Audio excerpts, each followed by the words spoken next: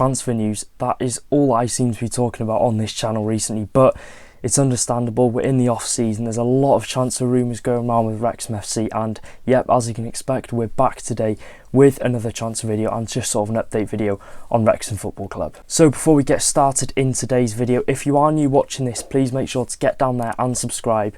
We hit 18,000 subscribers, so I cannot thank you enough for that. We're going for 18,500 very soon. I mean, it's doable, so if you are new watching this and you want all the best Wrexham AFC content, then go down there, hit the subscribe button, click the notification bell on as well, so you are notified every time I upload a new video on the mighty Reds, and let's get talking Wrexham AFC. So I'm sure a few of you have seen by now that we have been linked in the past 24 hours with Nick Powell. Now, it's been rumoured that we are interested in the former Man United player Nick Powell, who is reportedly in advanced talks to sign with Wrexham Football Club. The 29-year-old has recently been released by Championship outfit Stoke City after a long string of injuries. He was struggling for game time there, and he has been unfortunately released by the club. This comes only 2 seasons after scoring 12 goals and assisting 3, so having 15 goal contributions in 39 games in the Championship, and also winning their Player of the Year award. And then obviously 2 years on, unfortunately suffered injuries and has been released, so he's a free agent. When kept fit, he is an incredible attacking midfielder who could definitely do the job in the Wrexham team in League 2. I think if you keep Powell fit, he can easily reach the heights of the Championship, and he could have probably played Premier League if he would have kept fit throughout his career. Obviously, if you didn't know, he signed for Man United from Crewe Alexander from £6 million. He was dubbed as the next Paul Scholes, and everyone thought he was going to be the next big thing coming through the ranks at Manchester United, and then obviously injuries occurred. I think it's fair to say he didn't hit the heights that he hoped to have hit. In my notes below, I've read on Twitter as well that I've seen a lot of people have said that injuries have stopped him reaching the top, but he would still offer a lot in this Wrexham team, which I totally agree with. He's a very versatile player, can play in attacking midfield and can play up front, but I don't think he is utilised as a striker anymore, so we'd more be looking at him playing in that centre attacking midfield role, similar to where Elliot Lee does play, and maybe we could drop him into that centre midfield role if needed. Instead of focusing on his injuries and how he didn't make it to the top, I think it's important to know that in the off-season of summer 2023, Powell is currently working with a private coach and former teammate Liam Lindsay to be back stronger than ever for his next challenge. So it's clear to see that Powell is determined to get back out there and reach the heights that he has reached for Stoke City a few seasons ago, and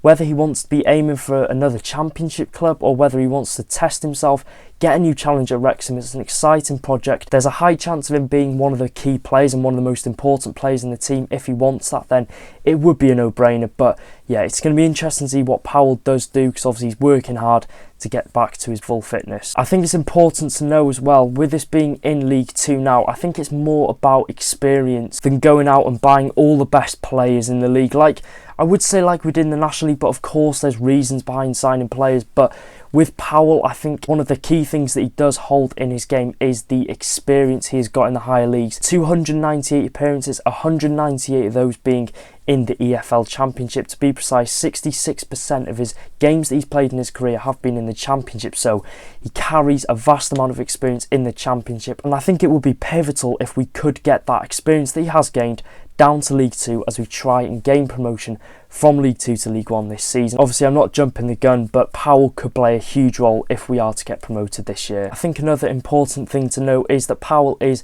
based in South Cheshire. Obviously, we can see this when he's played for the likes of Wigan Athletic, Stoke City, Manchester United. He sort of stayed around the area, not too far from Cheshire, so moving away and moving to Wrexham wouldn't be an issue for Powell, as it is just 39 minutes down the road, so there won't be a closer club available for Powell than Wrexham. And like I said, if Powell wants to sort of revive his career, if he wants a fresh start in his career, a new exciting challenge, Wrexham is the place to be. And unfortunately, the only thing that is sort of stopping us from potentially getting Powell is his wage. Now, he was on a reported £16,000 a week at the Potters, which could be an issue. But like I said, I think if there were negotiations in place, I'm sure we could probably get that down quite a bit. But it's all about Powell. Does he want to drop down to League 2? Is he more here for the money instead of the project that is going on? If he was here for the project, then I'm sure taking a wage cut wouldn't be an issue. But if he's here for a bit of fame and here for a bit of money, it sounds silly. I never thought I'd be saying those words, but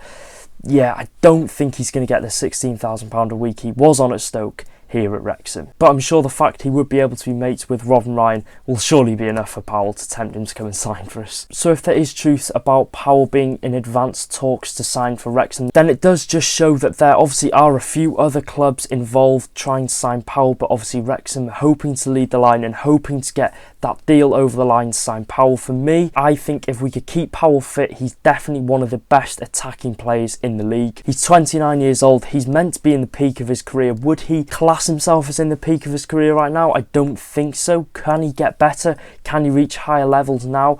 I genuinely think he do, and I don't think there's a better place to do that than at Wrexham FC. Like I said, keep him fully fit. We'll get easily 10 plus goal contributions from Powell this season, and I think it would be a great addition to the squad. Obviously Parkinson has said he wants to bolster his depth in certain positions, and for me, I genuinely think that attacking depth is sort of lacking a bit going into this League 2 season, so Adam Powell certainly wouldn't go amiss, and I don't think many Wrexham fans would be moaning about this one. And I must clarify, it's not a nailed on signing, it's not bound to happen. There's other clubs involved, so like I said, nothing's nailed on yet. There's going to be twists in Nick Powell's club destination, so we can't confirm anything yet, but if Wrexham are in advanced talks, then I'd like to say we're 60% of the way there for Powell. Moving on to one of our current players that is contracted at Wrexham, Tom O'Connor. Now, there was some panicked fans today as there were rumours that Tom O'Connor was set to join Coventry City at the end of the week. Like I said, Twitter was sort of in a bit of a meltdown. People had obviously read the rumours of him potentially going, and obviously some people didn't take it with a pinch of salt and believed it, but at the end of the day, Phil Parkinson has confirmed that there has been no firm interest in Tom O'Connor.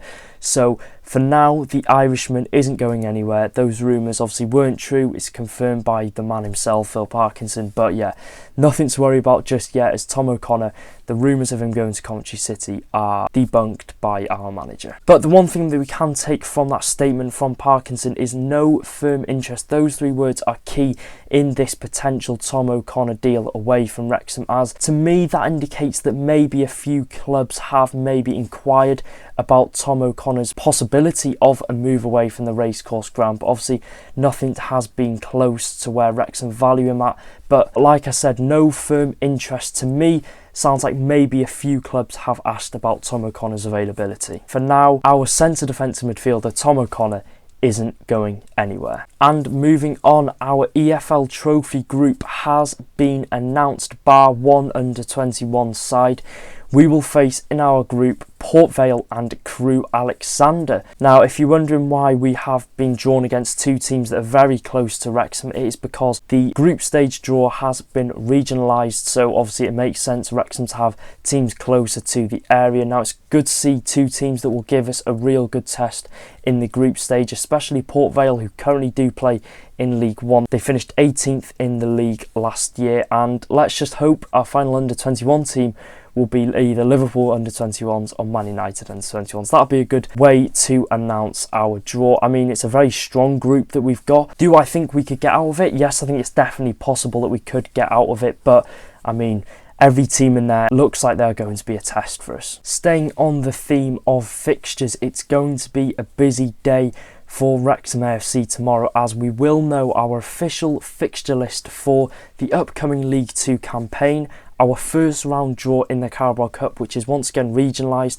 For me, I'm hoping for the likes of Leeds, Leicester, Sunderland, all those teams we can possibly draw. I'm hoping that we get one of those at home, because trying to get away tickets against Leeds would be an absolute nightmare. But yeah, the first two rounds of the Carabao Cup are regionalised, and obviously we do know our under-21 team that will be in our EFL trophy group. I mean, potentially drawing Leeds in the Carabao Cup is a lot better than drawing Southport in the FA Trophy. What a difference 1 year can make. And in the time zones, that will be 9 AM obviously for my UK viewers, and around 4 AM for my watchers from America. So it's going to be an early one. For me, I'd suggest obviously just waking up normal time and seeing them as you wake up and scroll on social media. It's not a big thing that you should be waking up for, but for us Wrexham fans who've been supporting the club for a while, it's a big thing seeing our first fixture list back in the EFL. And I mean, the Carabao Cup is a big thing as well. There's a lot of big teams we could possibly draw, but on the other hand,